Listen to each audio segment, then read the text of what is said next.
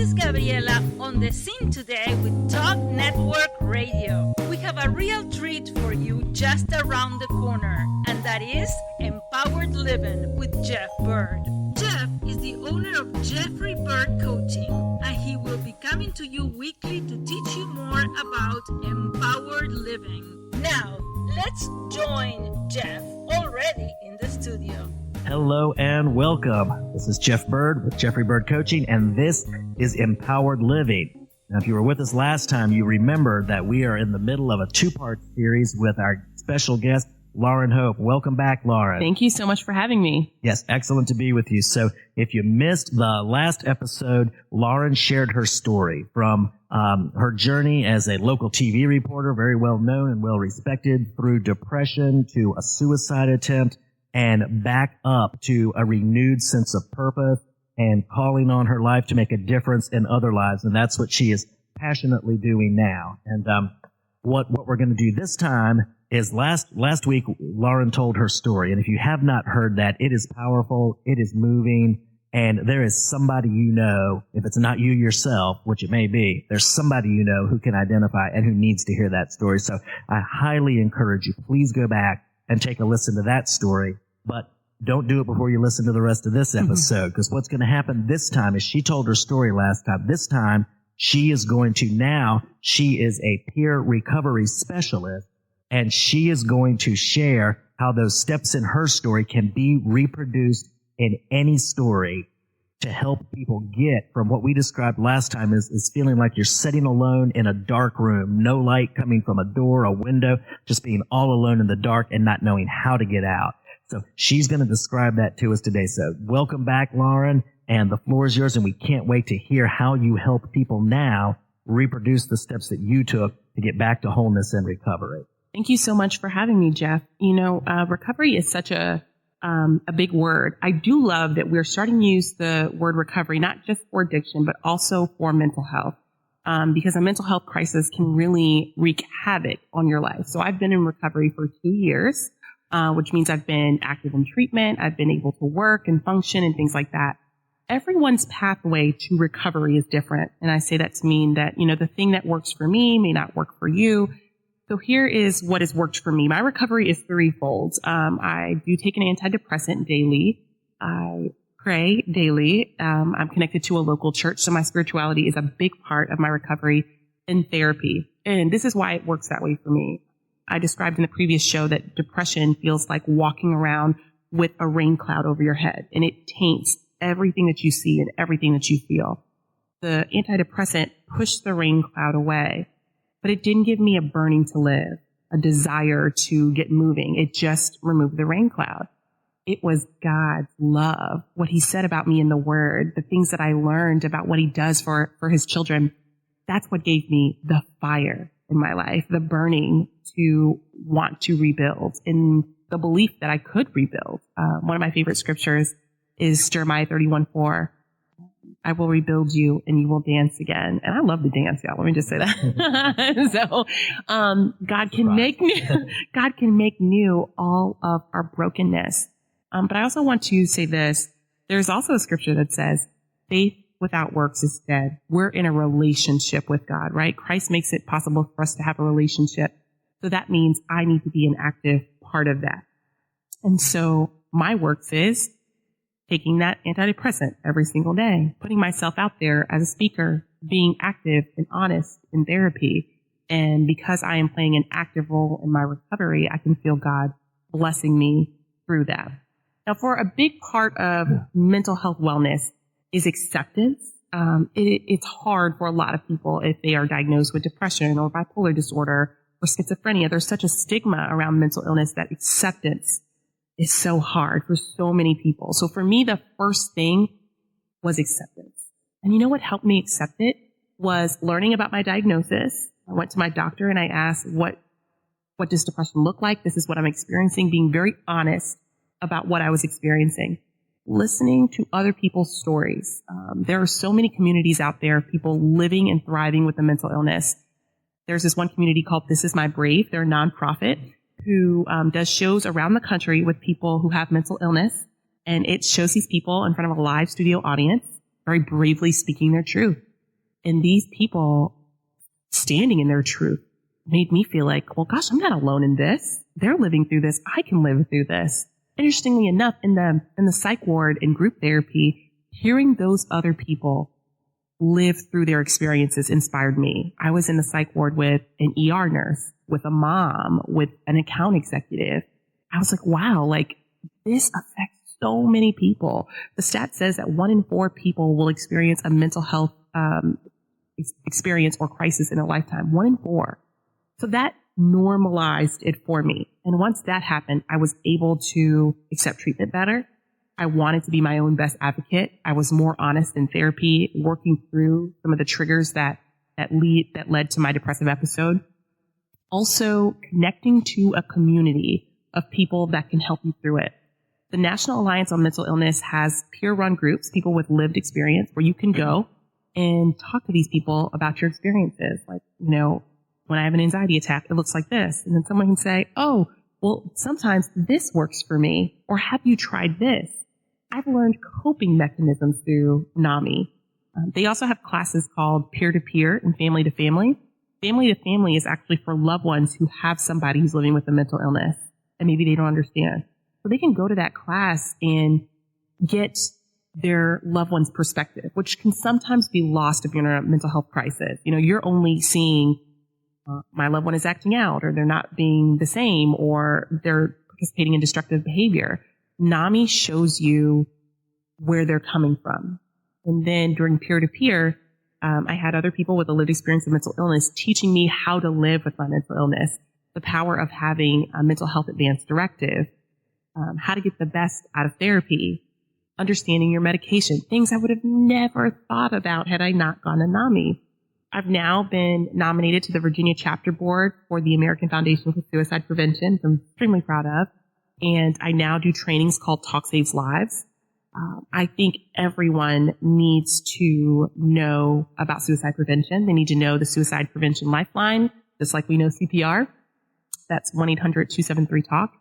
I connect in those trainings, just being as knowledgeable as I can about my mental health struggle.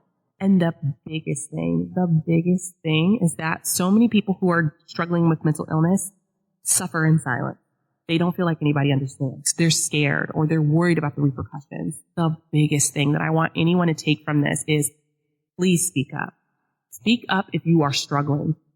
To your mother, your father, a friend, a trusted counselor. You do not have to go through this alone. It's okay to not be okay. It's okay. It's okay to take a step back and assess your mental health.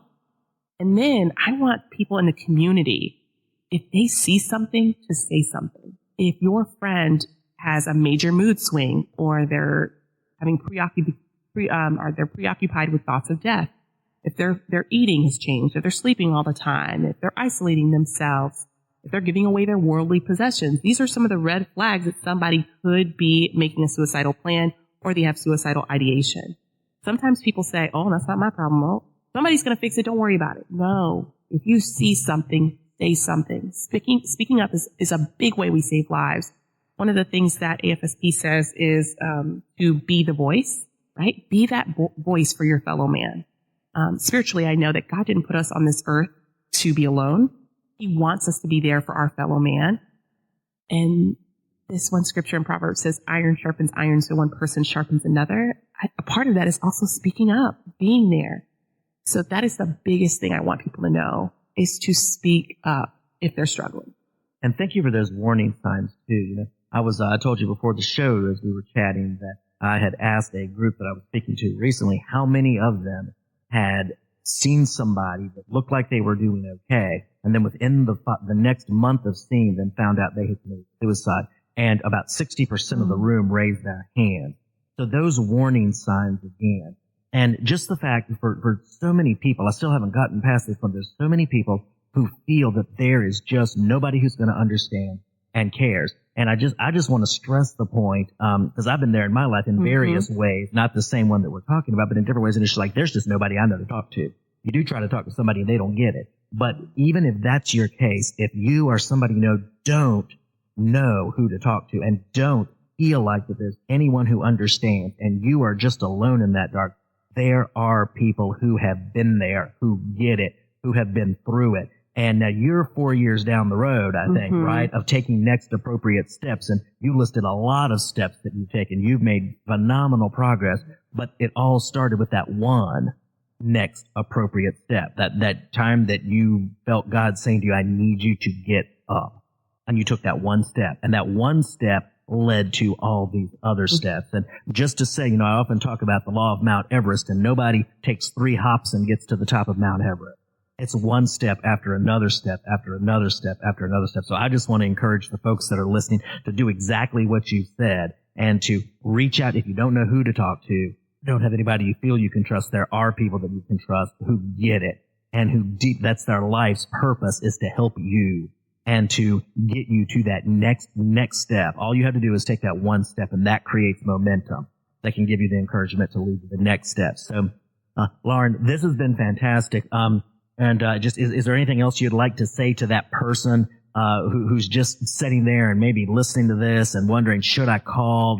What do I do now? Is there what would you say to them if you were just right there with them? The first thing that comes to my mind is you are worth it. Your life is worth it. You are worth fighting for. There is beauty after ashes. I know that. I am an amazing testament to that. So if you feel yourself in a dark place, hopeless, I want you to know that you're worth it. You're worth a second chance. You're worth getting out of the bed. You're worth telling somebody, I'm hurting, I'm struggling.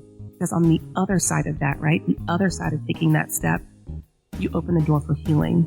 You open the door for reconciliation. You open the door for recovery. I want you to know that you are absolutely, positively worth it. Jeff will be back shortly to wrap up today's message. This is Gabriela, still on the scene today with Talk Network Radio.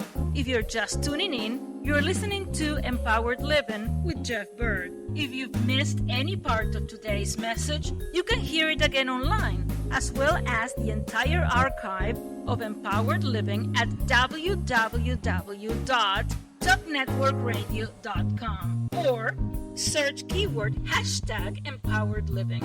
We would like to acknowledge our music partners, Sound Ideas for Corporate to the Max, and Kevin MacLeod for Airport Lounge. Any scriptures read during this broadcast are from the New American Standard Version of the Holy Bible. If you would like to learn more about Jeffrey Byrd Coaching, visit www.jeffbyrdcoaching.com. That is JEFFBYRD coaching.com. Do a Facebook search for @CoachingRocks or drop Jeff a line at jeff@jeffbyrdcoaching.com. Again, JEFFBYRD coaching.com. Let Jeff's Coaching Rocks be the building blocks of your empowered success. Now, let's go back to Jeff for the rest of today's message.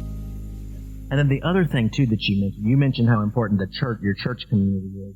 I know people who have been deeply benefited by their church communities. I also know other people who have been wounded by church communities. So it's not the type of community so much, I think, is the type of people in the community.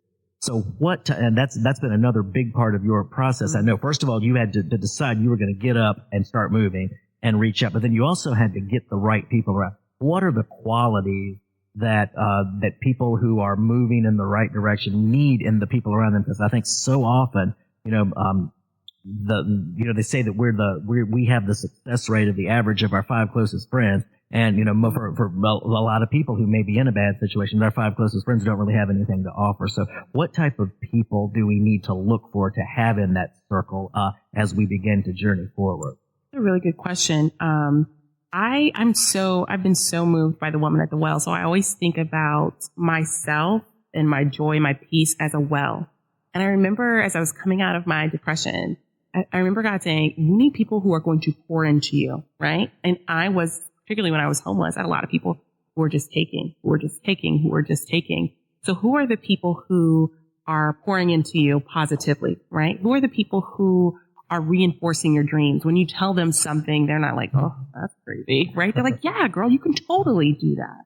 who are the people that you feel peace around, right? They're not talking or gossiping about anybody else or tearing somebody down. They make you feel peace and you laugh. Who are those people? So looking for a community of people who are going to pour into you positively, who are going to push you into purpose. When I started to walk into this purpose of being a speaker and an advocate, the people around me were like, yeah, girl, we totally see that for you. Yeah. When are you going to go? Can you practice your speech with me? So they were even showing in their actions that they believed in me. I also really found it important that you're around people who are also chasing purpose, who are happy, who are full. Because sometimes if you surround yourself with so many people who are negative and aren't really moving anywhere else in life, it can drag you down too. So my biggest thing I always tell people is have the well fillers in your life. Well, I love that. What you reminded me of is a quote by Les Brown, and he says, shoot for the moon, and even if you miss, you'll still be among the stars. Right? But if you don't have anything you're shooting for, I think it was Zig Ziglar that said it's guaranteed you're going to hit it every time. Right. So have something, even something small that you're going to do. When you told us your story last time, you said the first thing was get up and take a bath, and, get out of the house. I have a coach that says that, get out the house. Nobody's going to come to you in the house. You have got to take some, even if it's a small effort, and reach out and get out and get going. So, Lauren, thank you so much for this. And I want you, though, before we go again, if you would give those contact numbers and websites for people who either themselves or for someone that they know need to reach out. Well, there are amazing resources online and by telephone. The first one is the Suicide Prevention Lifeline. That's a 24-hour, 7-day-a-week lifeline that helps people who are struggling with suicidal ideation, who have a plan, but it also helps their loved ones and friends. If you hear those red flags of suicidal ideation, a change in mood, restlessness, a change in sleep patterns, overeating or not eating at all, giving away worldly possessions, call 1-800-273-TALK, 1-800-273-TALK. That you could talk to them about your friend and they'll connect you to resources in your area. They'll tell you, yes, this is a crisis. You do need to call 911. If you're struggling, they'll talk you down from that situation and connect you to resources. The National Alliance on Mental Illness is an amazing resource that helps people learn how to live with their mental illness. They break the stigma of mental illness and they teach family members how to be better caregivers. If you go to www.nami.org, that's NAMI.org, you can search for a NAMI chapter in your area, get connected to a connections group, peer-to-peer or family-to-family. There's also a national organization called Mental Health America. That's MHA.org. That's another amazing nonprofit that helps people. They have a warm line that you can call and talk about your mental health struggles. The American Foundation for Suicide Prevention gives suicide prevention training in communities all around the country. Go to afsp.org, find a training in your area so you can be best equipped to help someone who's struggling if you ever encounter that. Thank you so much, Lauren. And I just want to encourage everyone who's listening, please save those resource numbers and websites there. And also, please think about sharing this broadcast because we never know. If I could add up the number of suicides that I've known in my life who maybe I could have shared something and they would have listened to it, not feeling any stigma, but just heard something that would have helped them, even if they were having trouble reaching out and saying where they were, maybe that could have saved some lives. So I would ask you, please, to reshare this with your network because there's very, very good likelihood that there's somebody in your network who very much needs this and needs to reach out today. So thank you so much for tuning in. Again, this is Jeff Byrd with Jeffrey Byrd Coaching. I've been the last 2 weeks with Lauren Hope. Again, she's founder of Good Girl Chronicles. I encourage you to check that out. What's the website for that? GoodGirlChronicles.com. That way you know. So easy enough. So encourage you to check that out. Thank you so much for tuning in. This is Empowered Living. God bless you, and we'll see you next time.